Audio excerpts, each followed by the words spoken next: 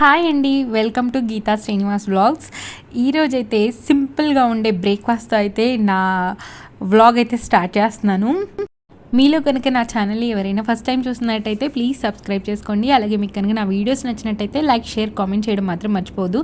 అలాగే నేను ఒక 30 డేస్కి డైట్ ప్లాన్ చేసి నేను పాటించి 5 kgs వెయిట్ లాస్ అయితే అయ్యాను. ఒకవేళ ఎవరైనా ఆ వీడియోస్ చూడాలి అంటే ఒక్కసారి నా ప్లేలిస్ట్ అయితే చెక్అవుట్ చేసేయండి. ఇప్పుడైతే నేను కొన్ని డే వ్లాగ్స్లో రెసిపీస్ అయితే పోస్ట్ చేస్తున్నాను. ఇక్కడైతే సింపుల్గా ఉండే బ్రేక్ఫాస్ట్ అయితే చేసుకుంటున్నాను. నేను ఈరోజు ఉప్మా చేస్తున్నాను. ఈ ఉప్మా వచ్చేసి నేను గోధుమ రవ్వతో చేసుకుంటున్నాను. ఫస్ట్ అయితే తాలింపు పెట్టేసుకున్నాను. ఇక్కడ కొద్దిగా ఆయిల్ యాడ్ చేసుకొని అందులో జీలకర్ర, ఆవాలు, కొంచెం పచ్చిశనగపప్పు, కొంచెం మినపప్పు, ఒక 2 ఎండుమిరపకాయలు అయితే యాడ్ చేసుకొని ఇలా మంచిగా చిటపటలాడేదాకా అయితే ఫ్రై చేసుకుంటున్నాను. ఇవి ఇలా చిటపటలాడిన తర్వాత నేనైతే ఒక ఫుల్ ఆనియన్ అయితే ఇలా సన్నగా చాప్ చేసి అయితే యాడ్ చేసుకుంటున్నాను. ఇక్కడ ఆనియన్స్, ఇంకా మీ దగ్గర ఏమైనా వెజిటేబుల్స్ ఉంటే వెజిటేబుల్స్ కూడా యాడ్ చేసుకోవచ్చండి. క్యారెట్, బీన్స్, అలాగే గ్రీన్ పీస్ కానీ ఉంటే యాడ్ చేసుకోవచ్చు. మీరు టమాటో యాడ్ చేసుకునే వాళ్ళు కూడా ఉంటారు, పల్లీలు యాడ్ చేసుకుంటారు, మీరు అవి కూడా యాడ్ చేసుకోవచ్చు. నేనైతే ఇవాళ సింపుల్గా చేస్తున్నాను అన్నాను కదా, అందుకే సింపుల్గా అయితే ఇక్కడ ఓన్లీ కరివేపాకు, ఆనియన్స్, తాలింపు అయితే పెట్టేసుకొని ఉప్మా అయితే చేసుకుంటున్నాను. ఇంక ఇవి ఇలా అయితే మంచిగా ఫ్రై అయిపోయాయండి. తర్వాత అయితే నేను ఎంత ఉప్మా చేయాలనుకుంటున్నానో దానికి తగ్గట్టుగా అయితే కొద్దిగా వాటర్ అయితే యాడ్ చేసుకున్నాను. ఈ వాటర్లో నేనైతే ఇంకా సాల్ట్ వేసుకొని ఇవి తెరలేదాకా అయితే మంచిగా మరిగించుకుంటున్నాను. ఇంకా ఇక్కడ చూపిస్తున్న విధంగా తెరులుతున్నప్పుడు నేనైతే రవ్వనైతే యాడ్ చేసేసుకుంటున్నాను. నేను కొంచెం మెత్తగా అయ్యేలాగా చేసుకుంటున్నాను. బాగా జారుగా అయితే చేసుకోవట్లేదు. జారుగా చేసుకున్న చాలా బాగుంటుంది. కాకపోతే నేను బాగా జారుగా ఏం చేయట్లేదు, నార్మల్గా కొంచెం మెత్తగా అయ్యేదాకా అయితే ఉడికించుకుంటున్నాను. మనం పెట్టుకునే పోపు వల్లే మనకి ఉప్మా టేస్ట్ అనేది బాగా వస్తుందండి. పోపులో మనం కరివేపాకు, ఎండుమిరపకాయలు కానీ, పచ్చిశనగపప్పు, మినపప్పు బాగా వేసుకుంటే చాలా బాగుంటుంది. ఇంకా నేను డైట్ చేసేటప్పుడైతే ఖచ్చితంగా దీంట్లో అన్ని వెజిటేబుల్స్ నా దగ్గర ఉన్నాయి అన్నీ యాడ్ చేసేసుకునేదాన్ని, క్యాప్సికంతో సహా యాడ్ చేసేసుకునేదాన్ని. ఎందుకంటే మనం వెజిటేబుల్స్ ఎక్కువ తిని రవ్వ తక్కువ తిన్నామనుకోండి, మనం వెయిట్ లాస్ అనేది ఈజీగా అవుతాం అనమాట. అందుకోసం అని చెప్పేసి నేను రవ్వ కొంచెం తక్కువగా వేసుకొని వెజిటేబుల్స్ ఎక్కువగా వేసుకొని ఉప్మా చేసేసుకునేదాన్ని. అది కూడా ఒక పోర్షన్ ఎంత తినాలో అంతే తినేదాన్ని, అంతకు మించి ఎక్కువ తినేదాన్ని కాదు. టైమింగ్ పాటించేదాన్ని. మార్నింగ్ 10కి నేను నా ఫస్ట్ మీల్ స్టార్ట్ చేస్తే ఈవినింగ్ 6కి నా మీల్ అనేది అయిపోతుంది అనమాట. డిన్నర్ కంప్లీట్ చేసేస్తాను. తర్వాత ఇంకెవరు ఏం చెప్పినా ఏం తినమన్నా తిన్ను. అలా చేయడం వల్లే 1 మంత్లో మంచిగా వెయిట్ లాస్ అయితే అయ్యాను. ఎలాంటి సైడ్ ఎఫెక్ట్స్ లేకుండా మంచిగా వెయిట్ లాస్ అయితే అయ్యాను అనమాట. ఇంకా ఉప్మా అయితే రెడీ అయిపోయిందండి. ఇంకా బ్రేక్ఫాస్ట్లో అయితే ఈరోజు ఉప్మా మాది. ఇంకా మా వారైతే ఫ్రెష్ అయిపోయి మార్కెట్కి వెళ్ళేసి వెజిటేబుల్స్ అయితే తీసుకొచ్చారనమాట. ఇక్కడ వెజిటేబుల్స్ వచ్చేసి ఈరోజు అంటే మా కోసం అని కాదు, హాస్టల్ కోసం అని తెచ్చారు. అందులో నుంచి నాకు ఇంట్లో కూడా ఇచ్చేస్తున్నారనమాట. ఇంకా లోపలికి వెళ్ళకుండా బయట నుంచే నాకు ఇచ్చేసి వెళ్ళిపోతున్నారనమాట. కూరగాయలమ్మ కూరగాయలు, ఏం కూరగాయలు కావాలి మీకు అని చెప్పేసి అడుగుతున్నాడు. ఇక్కడ ఆయనైతే ఒక కాలీఫ్లవర్, అలాగే కొంచెం బెండకాయలు, కొన్ని వంకాయలు, కొన్ని క్యారెట్ తీసేసుకున్నాను. ఇంకా ఇవి సరిపోతాయిలే, మళ్ళీ అంటే రెగ్యులర్గా తెస్తుంటారు కదా, అందుకోసం అని చెప్పేసి ఎక్కువ అయితే ఏం తీసుకోలేదు నేను. ఇంకా మా వారు వెళ్ళిపోయారు. తర్వాత అయితే ఇంకా నేను ఇక్కడ మొత్తం తుడిచేసుకొని ఈరోజైతే ముగ్గు అయితే ఇలా పెట్టేసుకున్నాను అనమాట. రోజుకొకటి వేసుకుంటాను. నాకు ముగ్గు పెట్టుకునే రోజు భలే అనిపిస్తుంది. ఇంటి ముందు నుంచి లోపలికి వచ్చేటప్పుడు కానీ, బయటకు వెళ్ళేటప్పుడు కానీ. ఇటు సైడ్ బాల్కనీలో కూడా నేను ఇంకా ఈ స్టెప్ పైన అయితే ముగ్గు వేసేసుకున్నాను. తర్వాత ఇంకా నేను స్నానం చేసేసి ఇంక ఇక్కడైతే పూజ చేసేసుకుంటున్నాను ఈరోజు. ఇంకా నిన్న బొట్లన్నీ నేను పెట్టేసుకున్నాను కదా, ఇంక ఈరోజు ఏం బొట్లు పెట్టకుండా మొత్తం శుభ్రం చేసేసుకొని అక్కడ తర్వాత అయితే ఇంకా దీపం అయితే పెట్టేసుకుంటున్నాను నేను. నేనైతే నా దగ్గర ఏం అవైలబుల్గా ఉంటే అవి నైవేద్యం పెట్టేసుకుంటాను. డేట్స్ ఉంటే డేట్స్, లేదంటే బెల్లం ఇలా పెట్టేసుకుంటాను. ఈరోజు అయితే మీకు నేను ఇన్స్టంట్ సాంబార్ మిక్స్ ఎలా చేసుకోవాలో చూపించేస్తున్నాను. ఇక్కడైతే నేను మంచిగా ఒక 1/2 kg దాకా కందిపప్పు, ఒక 100 grams శనగపప్పు, ఒక 50 grams మినప్పప్పు, ఇంకో 50 grams పెసరపప్పు, ఇవి తీసుకున్నానండి. నేనైతే ఈ మిక్స్లో ఇవి వేసి మనం సాంబార్ కానీ పెట్టుకుంటే చాలా అంటే చాలా కమ్మగా ఉంటుంది.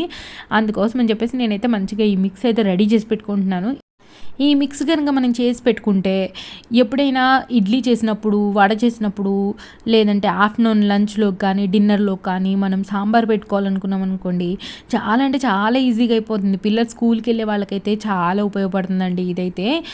మీ పిల్లలు గనుక స్కూల్‌కెళ్తా ఉంటే మీరు పొద్దున్నే హడావుడి పడిపోకుండా ఈజీగా అంటే ఈజీగా చేసేసుకోవచ్చు. ఇలా రెడీ చేసి పెట్టుకుంటే మనకు కనీసం ఒక 3-4 టైమ్స్ వస్తది. అంటే మీ ఫ్యామిలీలో ఉన్న మెంబర్స్‌ని బట్టి, క్వాంటిటీని బట్టి ఈ సాంబార్ అయితే ఒక 3-4 టైమ్స్‌కి అయితే వచ్చేస్తుందనమాట.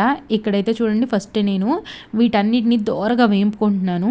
సిమ్‌లో పెట్టుకొని వేంపుకోవాలండి, లేదంటే అడుగు పట్టేస్తాయి. ఇక్కడైతే నేను ఫస్ట్ కందిపప్పు వేసుకున్నాను, తర్వాత శనగపప్పు, తర్వాత మినపప్పు, తర్వాత పెసరపప్పు యాడ్ చేసుకున్నాను.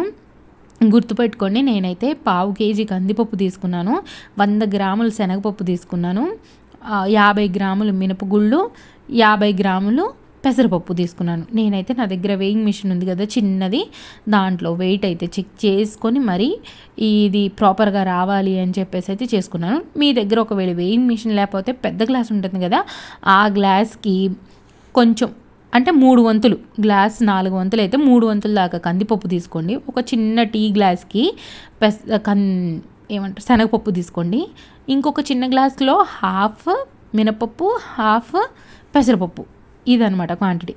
ఇక్కడ నేనైతే ఇంకా మంచిగా ఫ్రై చేసుకుంటున్నాను. ఇక్కడ ఇది వచ్చేసి మనం ఏంటంటే ఒక 10-15 మినిట్స్ అయితే ఖచ్చితంగా పడుతుందండి మంచిగా ఫ్రై చేసుకోవడానికి. ఇది మీరు నోట్లో వేసుకొని చూస్తే మీకు తెలుస్తుంది అనమాట, కరకరలాడుతుంది అనమాట ఫ్రై అయిన తర్వాత. నేను చేస్తూ ఉన్నప్పుడు మా పాప వచ్చి దాన్ని ఆరడానికి పెట్టాను అనమాట. అప్పుడు వచ్చి మమ్మీ పప్పు పప్పు అని చెప్పేసి గిన్నెలోకి వేసుకెళ్ళిపోయి తినేసింది అనమాట. చాలా కమ్మగా ఉందండి ఏంపిన తర్వాత అయితే. ఏంటి గ్యాస్ చుట్టూ ఈరోజు లక్ష్మణ్ రేఖ గీసేసాను అనుకుంటున్నారా? ఏంటి అని అంటే ఎందుకో తెలియదు కానీ ఎక్కడి నుంచి వస్తున్నాయి కానీ తెలియదు కానీ చీమలు నాకు ఇప్పుడు వరకు రాలేదండి ఇంట్లోకి. ఈసారి అయితే చీమలు వచ్చేస్తున్నాయి. అందుకోసం అని చెప్పేసి స్టవ్ చుట్టూతా అయితే నేను లక్ష్మణ్ రేఖ అయితే గీసేసాను అనమాట. ఇంకా మన పప్పులన్నీ మంచిగా వేడైపోయినాయి.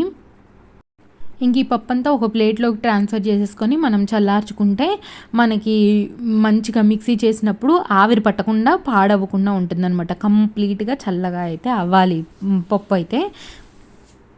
ఇంక ఈ పప్పులు చల్లగా అయ్యేలోపు మనం ముందైతే ఈ సాంబార్లోకి మసాలా రెడీ చేసుకుందాం అనమాట. సాంబార్ మిక్స్లో కొంచెం మసాలా దినుసులు పడితే సాంబార్ అనేది బాగుంటుంది. అందుకోసం అని చెప్పేసి ఇక్కడ నేనైతే ఒక చిన్న టీ గ్లాస్లో 3/4 వంతు అయితే ధనియాలు తీసుకున్నాను, 1 టేబుల్ స్పూన్ వచ్చేసి ఆవాలు తీసుకున్నాను, ఒక 1/2 టేబుల్ స్పూన్ వచ్చేసి నేను మిరియాలు తీసుకున్నాను, అలాగే ఇంకొక 1 టేబుల్ స్పూన్ వచ్చేసి జీలకర్ర తీసుకున్నాను. ఇప్పుడు వీటిని మంచిగా ఫ్రై చేసుకోవాలి. అలాగే కొంచెం మెంతులు, అంటే 1/2 టేబుల్ స్పూన్ అనుకోండి, ఇంకా అంత మెంతులు అయితే వేసుకున్నాను. మెంతులు చూపిస్తున్నాను కదా, ఈ స్పూన్తో అయితే కొలుచుకున్నాను నేను. ఇంకా వీటిని మంచిగా ఫ్రై చేసుకోవాలన్నమాట. మెంతులు వేసుకోవడం వల్ల మంచిగా ఫ్లేవర్ వస్తుంది మన సాంబార్ అనేది. ఇక్కడ ఇవి మనకి వేగినాయి అని ఎలా తెలుస్తుంది అంటే మంచిగా ఇంట్లో మంచిగా స్మెల్ వస్తుంది అనమాట, బాగా వేగినాయి అని చెప్పేసి. అప్పుడు మనం వీటిని స్టవ్ కట్టేసుకొని వీటిని మనం రెడీ చేసుకున్న మిక్స్ ఉంది కదా, పప్పుల మిక్స్, దాంట్లో వేసేసుకోవాలి. చూడండి ఇవైతే బాగా చల్లగా అయిపోయాయి అనమాట. ఇంక ఇప్పుడు నేను ఇవి ఫ్రై అయిపోయినాయి కదా, అవి కూడా దీని మీద వేసేసుకుంటున్నాను. తర్వాత వచ్చేసి నేను కొన్ని ఎండుమిర్చిని ఫ్రై చేసుకుంటున్నాను. ఎండుమిరపకాయలు వచ్చేసి మీరు ఎంత కారం తింటారు అన్న దాన్ని బట్టి చూసుకొని వేసుకోండి. నా దగ్గర అయితే ఈ మిరపకాయలు చాలా కారం అనమాట, ఈ ఎండుమిరపకాయలు. అందుకోసం అని చెప్పేసి నేను ఒక 6-7 తీసుకొని ఇలా తుంపేసుకొని ఇంకా వీటిని అయితే ఫ్రై చేసుకుంటున్నాను. అంటే డైరెక్ట్గా వేస్తే మళ్ళీ పేలుతాయేమో అని చెప్పేసి ఇలా మధ్యలోకి కట్ చేసి వేసుకున్నాను. పచ్చిమిరపకాయలు కానీ ఎండుమిరపకాయలు ఫ్రై చేసేటప్పుడు మనం పేలకుండా ఉండాలంటే ఇలా కట్ చేసేసుకుంటే పేలకుండా ఉంటాయి అన్నమాట. ఇవి కూడా మంచిగా ఫ్రై అయిపోయినాయి. నేను ఎక్కడ ఆయిల్ వేయకుండా ఈ పౌడర్ అనేది అయితే చేసుకుంటున్నాను. ఆయిల్ వేస్తే ఏమవుతుందంటే మనకి మిక్స్ అనేది అతుకుపోయినట్టుగా ఉంటుంది అనమాట, పొడి పొడిగా ఉండకుండా. అందుకోసం అని చెప్పేసి ఆయిల్ ఏమి యాడ్ చేయకుండా మంచిగా ఇలా ఫ్రై చేసేసుకున్నాను. ఇప్పుడు ఇక్కడ ఇవి కూడా యాడ్ చేసేసుకొని కొద్దిగా కలిపేసుకుంటున్నాను. ఇక్కడ మంచిగా ఇవి కలిపేసుకొని తర్వాత ఇందులో కొంచెం పసుపు, కొద్దిగా ఉప్పు, కొంచెం చింతపండు యాడ్ చేసుకోవాలి. చూడండి మంచిగా ఫ్రై అయితే అయిపోయినాయి. ఇక్కడ ఫస్ట్ అయితే 1 టేబుల్ స్పూన్ దాకా పసుపు యాడ్ చేసుకుంటున్నాను. పసుపు మనం ఫ్రై చేసేటప్పుడే వేస్తే ఏమవుద్దంటే మాడిపోద్ది అనమాట. అందుకోసం అని చెప్పేసి ఇవన్నీ చల్లారిన తర్వాత యాడ్ చేసుకుంటే మాడకుండా బాగుంటుంది పౌడర్ అనేది. ఇక్కడ పసుపు వేసేసుకున్నాను కదా, తర్వాత సాల్ట్ కూడా యాడ్ చేసుకుంటున్నాను. మీ టేస్ట్కి తగ్గట్టు మీరు యాడ్ చేసుకోండి, నాకు తగ్గట్టు నేను యాడ్ చేసుకుంటున్నాను. అసలు ఈ మిక్స్ ఉంది కదండి, మిక్స్ ఆ స్మెల్కి తినేయాలి, మిక్సే వేసుకొని రైస్లో కొద్దిగా నెయ్యి వేసుకొని తినాలి అన్న విధంగా అనిపిస్తుంది అనమాట. ఇక్కడైతే నేను వచ్చేసి ఒక 70 గ్రాముల దాకా చింతపండు వేసుకున్నాను. మీరు తినే పులుపుని బట్టి వేసుకోండి. కొంతమంది తక్కువ తింటారు, కొంతమంది ఎక్కువ తింటారు. అందుకోసం అని చెప్పేసి నేనైతే 70 గ్రాముల దాకా చింతపండు అయితే తీసుకున్నాను. నా దగ్గర మెషిన్ ఉంది కదా, నేను దాంట్లో చెక్ చేసుకొని అయితే చేసుకున్నాను. ఖచ్చితంగా ఒక మన ఆరెంజ్ ఉంటుంది కదా, ఆ సైజ్ అయితే తీసుకున్నాను అనమాట. ఇంకా ఇవి కూడా మంచిగా కలిపేసుకొని ఇప్పుడైతే వీటిని అయితే మిక్సీ చేసేసుకుంటున్నాను. ఇక్కడైతే వేయింగ్ మెషిన్ అనేది పక్కనే ఉందన్నమాట. చూడండి, ఇంకా నేను అన్నీ అడ్డం తీసేసుకుంటున్నాను అనమాట. అడ్డం ఉంటే ఏమవుతుందంటే మళ్ళీ చేసేటప్పుడు అంత చిందరవందరగా ఉంటుంది. అందుకోసం అని చెప్పేసి అప్పుడే తీసేసుకుంటాను, కానీ ఒక్కొక్కసారి తీయడానికి కూడా అవ్వదన్నమాట. ఇంకా ఇవైతే మంచిగా ఇట్లా జార్లోకి వేసేసి మంచిగా పౌడర్ అయితే చేసేసుకుంటున్నాను నేను. ఇలా మంచిగా వేసేసుకోవాలి. మీ దగ్గర ఈ జార్ లేకపోతే మీరు ఏం చేయండి, డైరెక్ట్ మిక్సీ జార్లో వేసుకోండి. మిక్సీ జారే బెటర్ అండి, ఎందుకంటే ఈ పప్పులు నలగడానికి ఏమైందంటే ఈ జార్ వచ్చేసి ఎంత సౌండ్ వచ్చిందంటే చాలా సౌండ్ వచ్చింది. ఇంకా నేను స్టార్ట్ చేశాను కదా అని చెప్పేసి దీంట్లోనే అయితే కంప్లీట్ చేసేసాను అనమాట. మీరు మామూలుగా మామూలు మిక్సర్లు ఉంటాయి కదా, దాంట్లోనే చేసేసుకోండి.